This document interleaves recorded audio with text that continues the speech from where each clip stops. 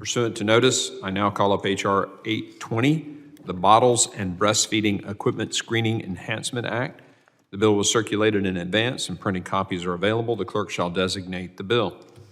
H.R. 820, offered by Mr. Swalwell, to amend the Bottles and Breastfeeding Equipment Screening Act to require hygienic handling of breast milk and baby formula by security screening personnel of the Transportation Security Administration and personnel of private security companies providing security screening and for other purposes. Without objection, the first reading of the bill is dispensed with and it is considered read and open to amendment at any point.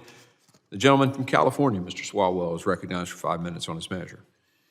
Thank you, Mr. Chairman. I also want to thank my former colleague, Congresswoman Katie Porter, who introduced this last Congress, and with the help of the chairman, we were able to pass it out of this committee with a bipartisan vote. I also want to thank California scientist Emily Calandrelli, who has socialized, evangelized this issue with a very touching but concerning op-ed that she wrote about her own experience. Mr. Chairman, as a parent, there are a lot of stressors that you will go through with your kids, getting them up, getting them fed, getting them dressed, getting them to do their homework, getting them to take a bath, getting them to go to bed. We all experience it. But the absolute nightmare of nightmares is traveling with your children. It is chaos taking children through an airport. It's just chaos. For whatever reason, they choose this time to be their absolute worst. They melt down, they're hungry, they don't go to the bathroom when they're supposed to, they need to go to the bathroom when the plane's about to take off. It's a disaster.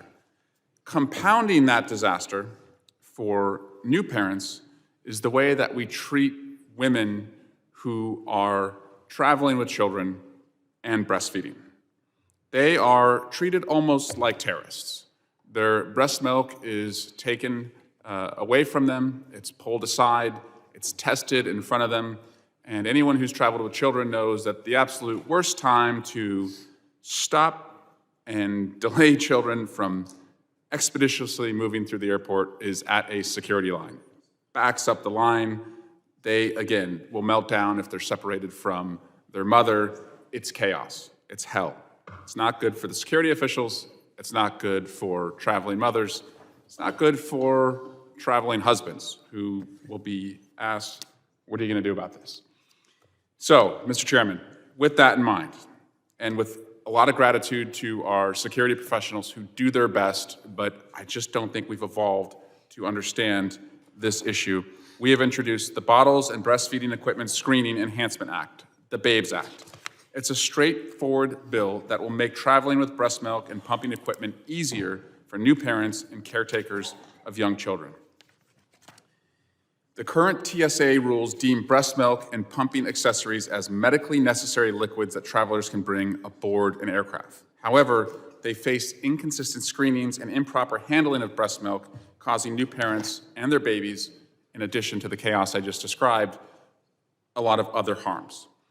H.R. 820 would help address these challenges by requiring the TSA administrator to update or issue guidance to minimize the risk of contamination of breast milk, baby formula, juice, and purified water during TSA screening. It also will have TSA agents, good-meaning, good-natured TSA agents, better understand how to move through faster America's mothers.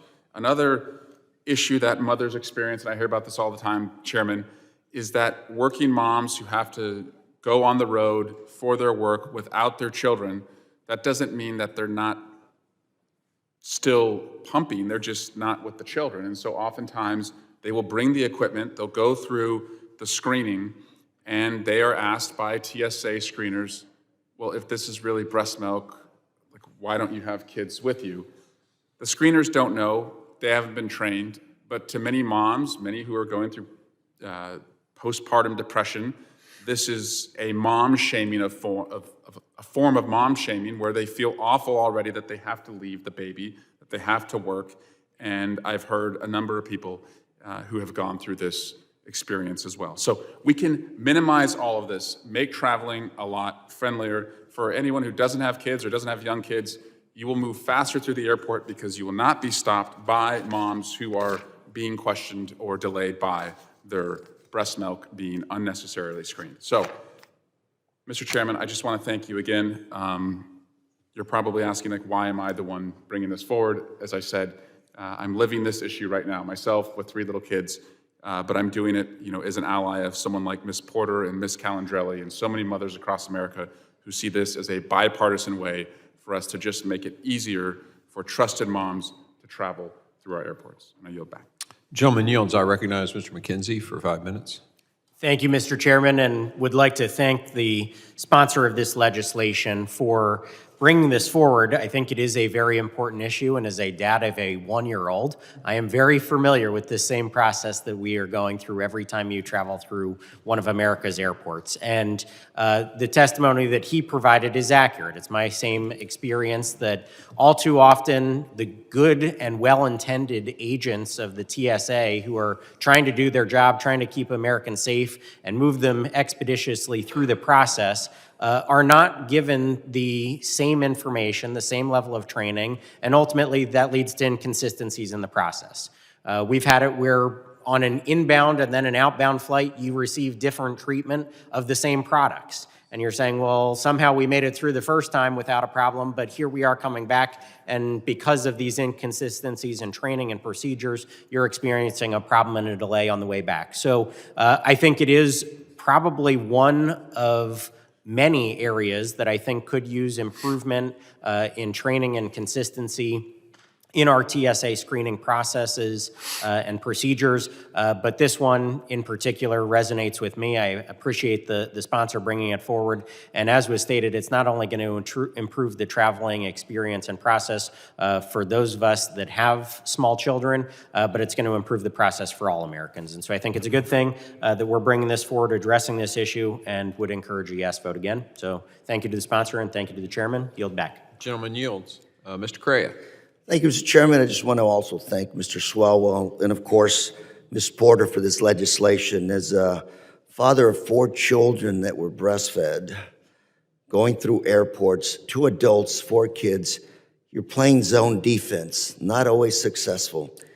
To have to go through that security system and explain to those nice uniformed officers what it is that you're doing and why you have those items is a challenge that parents shouldn't go through. So thank you very much. I do hope we can continue to improve security while making sure parents are taken care of. It's the right thing to do. Thank you, Mr. Swalwell. I'll be supporting this legislation. Let's keep it coming. Thank you very much. The gentleman yields. Would anyone else wish to speak on the bill? Are there any amendments to the bill? Hearing none, the question is on reporting the bill, H.R. 820, to the House with a favorable recommendation. All those in favor say aye. Aye. All those opposed, no. In the opinion of the chair, the ayes have it, and the motion is agreed to. Without objection, the motion to reconsider is laid on the table.